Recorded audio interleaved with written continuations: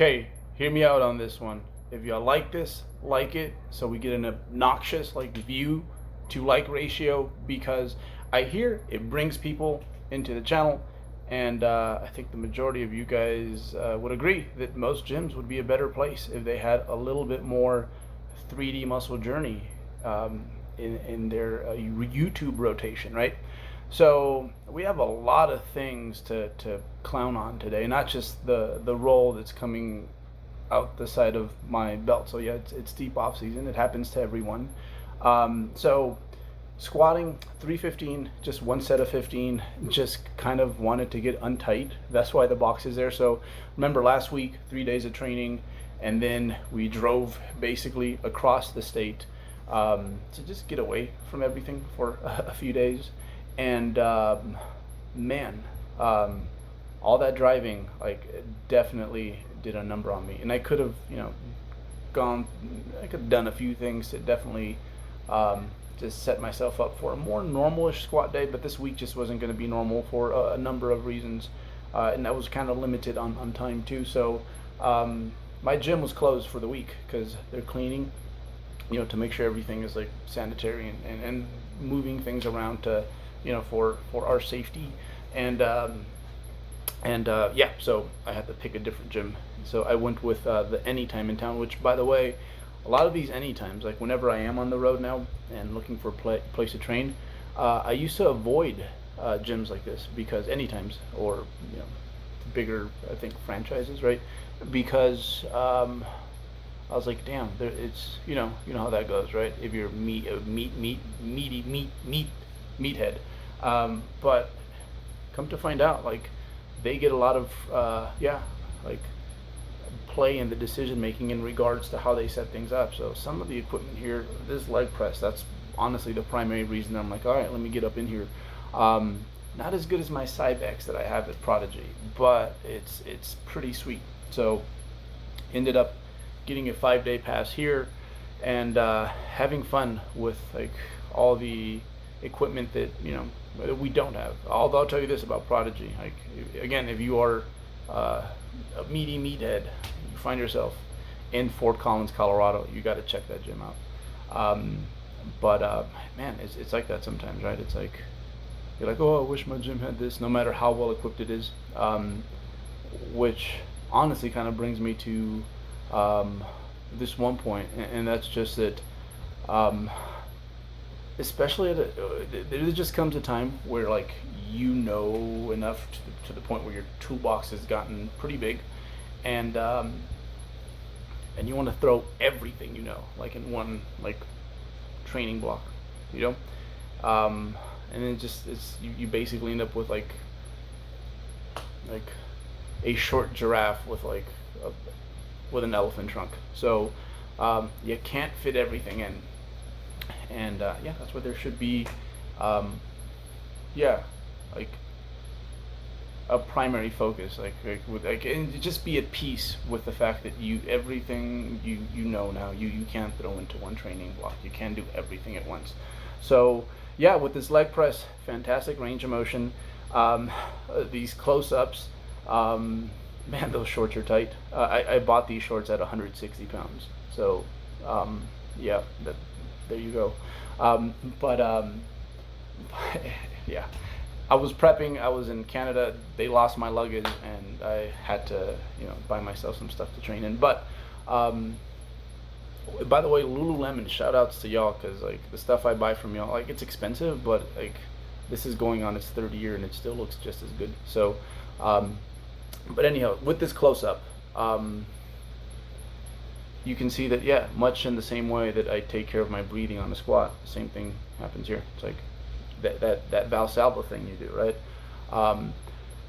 It obviously makes you more stable. Because you're more stable, the prime movers here, they're in a better position to like really do their job. And then obviously, especially if you are committing to the full range of motion thing, it just keeps your lower back in a more sturdy, safe, hard to twist position. So yeah, I do it a lot of the times kind of like as I'm descending downwards. Like I don't do that with the squat, but again, basically a lot of the same principles that you use on a squat, you take over into a squat pattern. Sometimes I will get like a few reps on one breath, but that's usually when it's like lighter. When it's heavier, like each rep is like its own single set almost. So yeah, had a ball on this thing. Again, I love my leg press, but you know how it goes. You go to a new gym and it's you're like a kid in a candy store, and this gym is well equipped with some pretty like fantastic pieces of equipment. So this week was just a reminder to me as to like why we film ourselves, and you'll see a little bit of that soon here. First time I filmed myself, actually, I was on a freaking leg press. So, and I had the whole thing loaded up. It was a Cybex one, actually, the one that you guys usually see me doing, the squat press, right? And so it was, I think it was 14 plates on each side, and I was tying up some extra plates as well, right?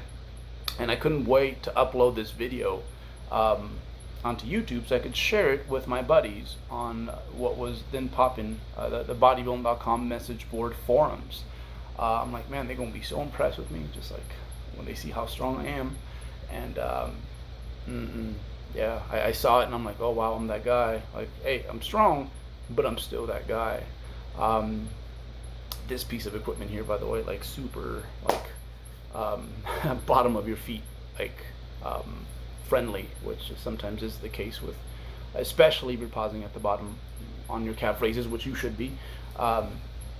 So I really enjoyed this one, but yeah, and that was when it became like, at first I was like, I can't wait to get this. I was excited to have a camera.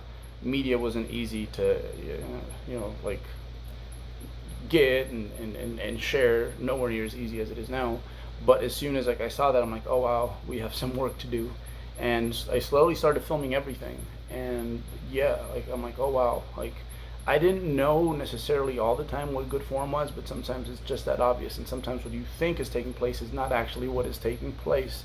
And yeah, so that is probably one of the things I request from my athletes, almost to the point where I think sometimes it's kind of annoying, but it pays off. It's like, man, it's a big part. I think sometimes when folks think of like honing your craft, they think of like, figuring out your calories, your macros, right? Like creating the program that is going to get you results. But I think sometimes like, hey, it's what takes place in between those X's and O's, like the form, so to speak. Your lifting technique matters a whole lot.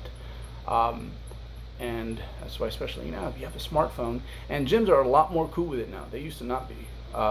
It's like, take advantage of that, film yourself, and even if it's all good now, it's like, keep filming yourself, because sometimes for an ambitious lifter, as we add weight, it starts to kind of like mutate, and you don't even realize it's happening. So hey, look at that, the quad focus this off season has really paid off.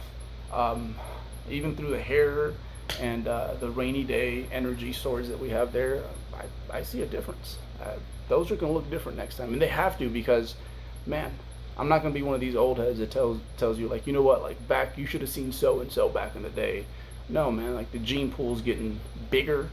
Lifting is way more popular than it used to be.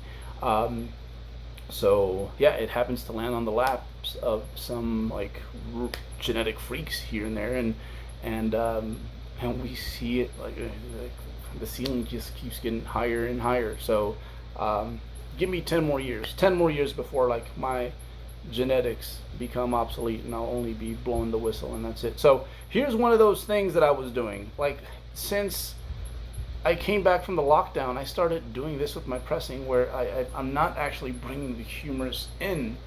Yeah, and I mean, just a little bit would go a long way. I don't even realize I'm doing that. And look, this is me 20 years into training, 21, and yeah, and I don't realize I'm doing that. So, and I thought I knocked it off actually, and until I recorded all my sets, which I shouldn't have done. I should have seen the first one, then addressed it, but I didn't. Which, there you go, humble yourself, Bert. And yeah, we need to fix that. I mean, I don't need a whole lot. I got flies in my program, which again, like the pec deck kind of takes care of this last bit. But nevertheless, it's like, hey, let's get a little bit more on this compound movement here, which again, they're supposed to be the big rocks, right? Big rocks, the ISOs are kind of like the small pebbles you sprinkle to like really seal things up. Let's do a little bit more with those big rocks, Bert, is basically what goes through my mind. I did dig the pauses, by the way. These are only 90-pound dumbbells, but because I think the plates, each one is like 7.5 pounds, they just look like photo shoot dumbbells. But again, the pauses, of those are going to stay put just because, yeah, they keep me from lifting too heavy, which, look, I care about strength, and it's still there. Like, I can sit back and knock out like 110s for about this rep range if I didn't pause, I think. Or eventually if I practice not pausing. But yeah, no, I gotta keep myself safe in my more advanced years. That's gonna play a huge role in like how much can I improve like through my 40s. The 30s honestly were very healthy, but again, that dumbass 20-year-old, 20-something-year-old, I still feel that dude everywhere. That actually has been one of the perks to like lifting weights. Again, I did this because I needed some sort of physical outlet, something to compete in, but I didn't think it would be one of those things where it's like, man, like here I am, 37 years old, and yeah, I feel almost no different relative to like my early 20s. I think the only difference is appetite.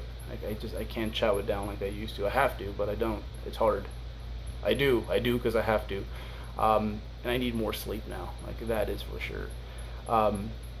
I usually it's the inverse for people, but for me, it's one of those things where it's like, man, it's like 7 to 9. 7 to 9 is what I need, and if I don't, it's like I will do whatever it takes to just figure out a time slot to take a little nap. But yeah. So again, super humbled. There you go. That's what it looked like, and we'll fix that. All right, we'll fix that. Okay. This piece of equipment here, marvelous. So again, ours is pretty good in my gym, but nevertheless, I definitely enjoy this pec deck, and yeah, man. That's something. What happened this week? Well, we got the email that like basically, hey, gym's closed for a week.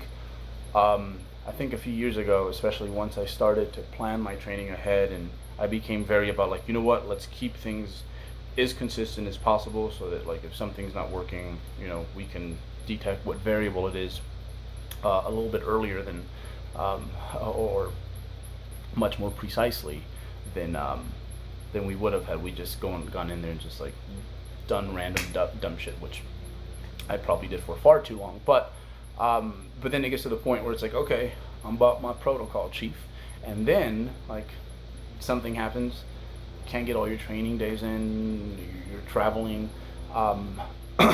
Yeah, it's like, you know, it's like that feeling when you're like, oh, I discovered macros and I'm a whiz, right? And then you're like, oh shit, but I can't go to restaurants, right? At some point you sort that out, right? And you get your 80%, right? It's not an on-point day. Not that you should be tracking macros forever. It's got its time and place. Like if you're prepping, right. Maybe your first few fat loss phases, but nevertheless, like at a certain point, it's like, hey. But that's we do have some courses on the vault, by the way, on that, the 3D Muscle Journey vault. Like if you want to transition out of macro jail, all right. But yeah, like it used to give me anxiety, and now it's like this week was one of those things where it's like, all right, you know, be easy. Don't clobber yourself, because next week you start ramping up what you were working on. This is the close grip bench press is there in place of dips, because the dip setup here was just too wide for me. And yeah, like I'm gonna get to train next week, more or less start from where I thought I would be this week, and we're gonna be okay. And in 2, 3, 4 weeks, it don't matter. It won't matter. It won't matter at all.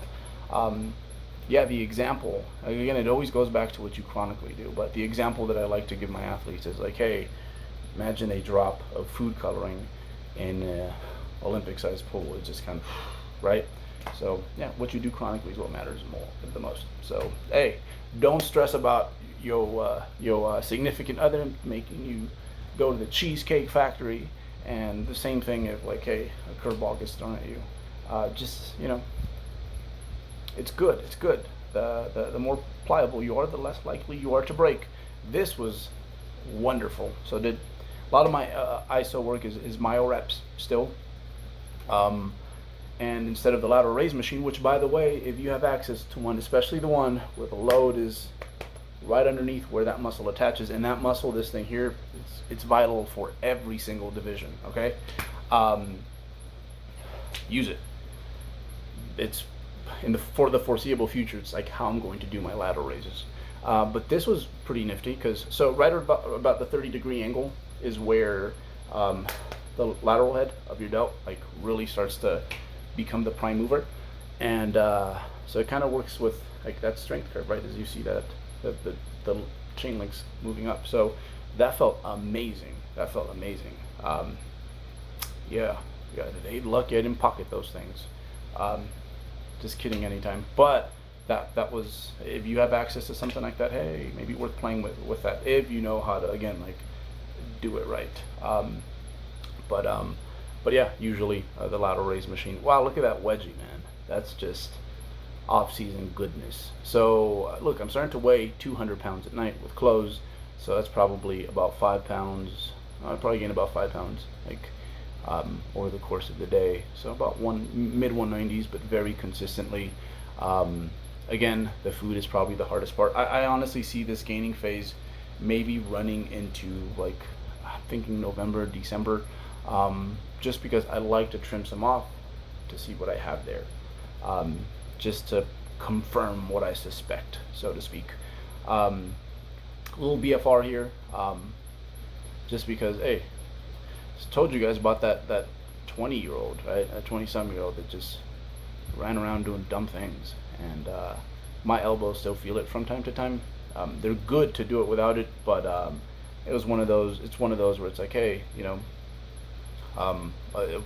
one of the yeah, most, I think, practical applications for blood flow restriction training is just that. It's like when you have a joint that's kind of in question, but you know, you can still train it, but if you trained it with your actual loads, you're probably going to impede its recovery. So if I was crippled, no, I'd just leave it alone and just not do the shit that hurts me for a short period of time, as I figure out how to address the situation. But these have been like lifesavers for me. And yeah, I need all the tricep that I can get, but yeah,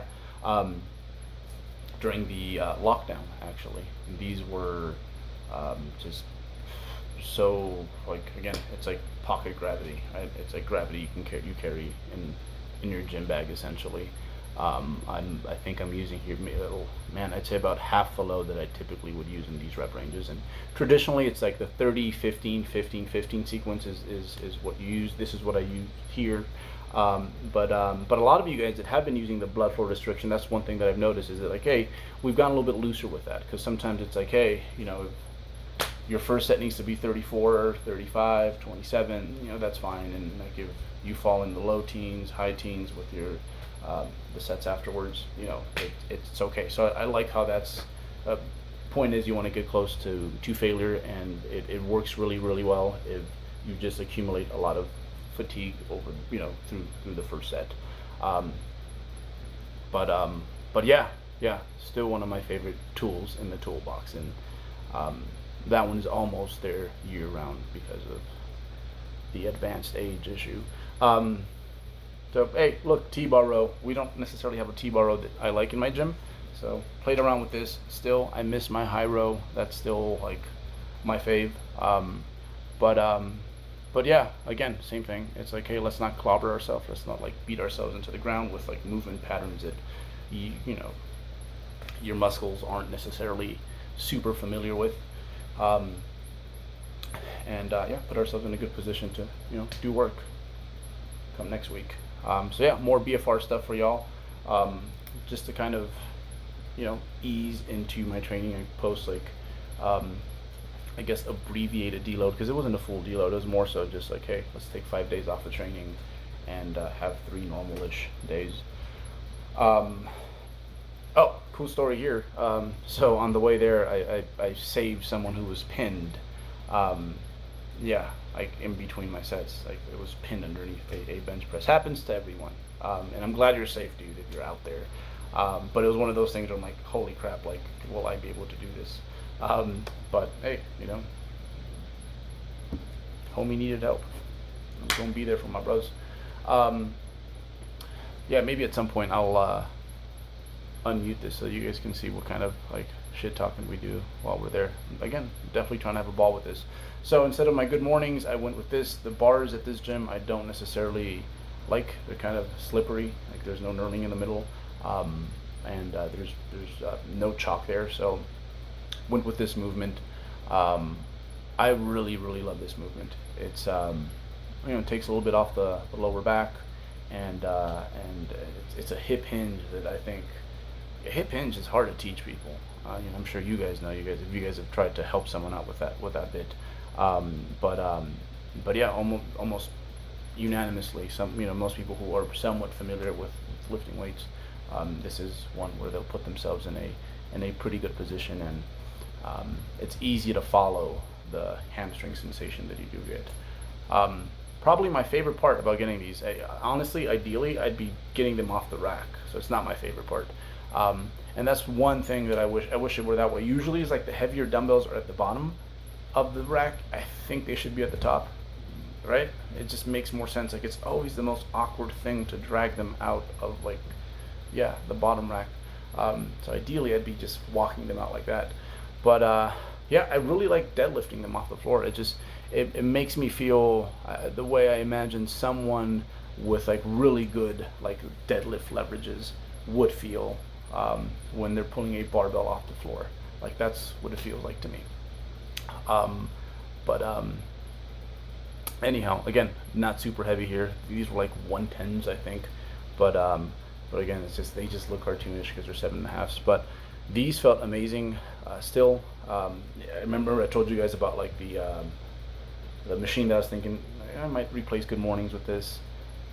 At the end, when I stop and think about it, I'm like, man, Good Mornings just feel so good. They do a number on my glutes, no number on my erectors, hamstrings. I feel super safe doing it, and yeah, I have unfinished business there. Like I have a few goals that I want to take care of. To me, the whole thing with like, yeah, I'm a bodybuilder, but there's a select few exercises where I really care about how much I lift. While I'm there, I might as well get myself a little strength. It's kind of like the powerlifter who's kind of a DIY. Yes, a DYEL, right? It's like maybe you should do a little muscle, and it honestly might help them with like the poverty bench or whatever we might be dealing with. But same thing with like bodybuilders. I think sometimes we undervalue the neurological adaptations.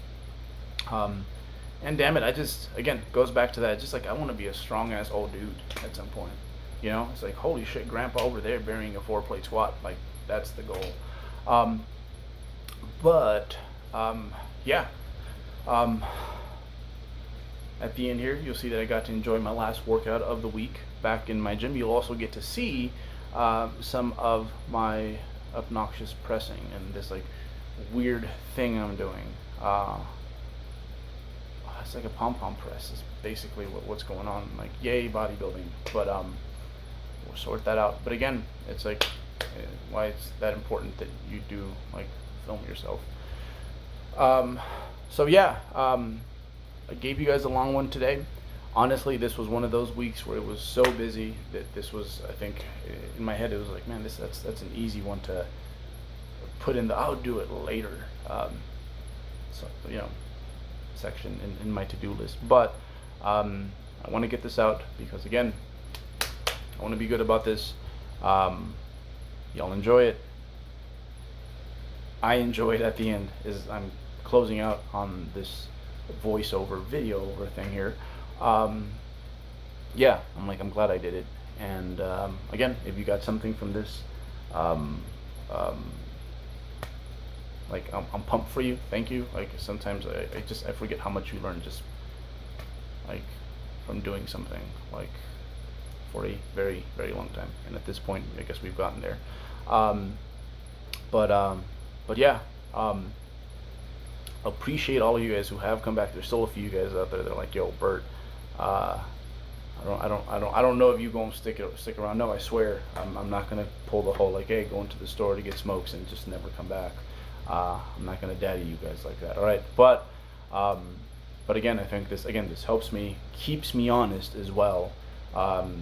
Because again, just like I said, like, hey, form decay sometimes. Like, what happened? To an extent, this I think will also help me stay objective as I finish up what might be the last leg of my off season. So, yeah, leave you guys with some pullovers. Again, if you have this machine, use it. It's fantastic. It's like my pecs die, my tris die, my lats cooked. Yeah, so big mega video. This is this week. Hope y'all enjoyed that. This is the Natty Boy, Bert Nunez, signing out. Again, much love. Thank you guys for tuning in. Thank you guys for bumping our stuff, our podcast, our training journals, our blog, all of that stuff. We appreciate you guys. The Patreons out there, we love y'all. We love everyone, even the folks who aren't like hitting us up on the Patreon. Again, thank you. Without y'all, I'd just be some dude that looks borderline homeless training at a gym somewhere. All right.